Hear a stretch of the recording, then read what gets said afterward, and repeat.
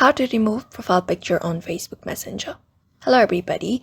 If you are wondering how, you may follow up this method. So in order to remove your Facebook Messenger's profile picture, you need to go ahead to Facebook for that. As Facebook and Messenger uses the same profile picture, you may head over to Facebook app, and once you are there, in order to remove your profile, at the top right, you should be finding a menu bar. Tap on it, and then after tapping on it, go ahead and tap on your name.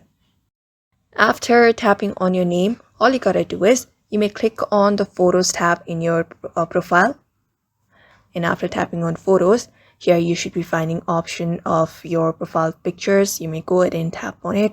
This is the profile picture I'm using right now. All you gotta do is navigate it, and at the top of your screen you should be finding a 3 dot. Go ahead and tap on it, and after tapping on it, you should be finding a delete photo option. All you gotta do is tap on that option. After that, confirm that you want to delete that photo, and once you do it, your photo should be deleted, including your Messenger app as well. So that is how you remove profile picture on Facebook Messenger. So I hope this video was helpful, and thank you for watching this video, and we will see you on the next one.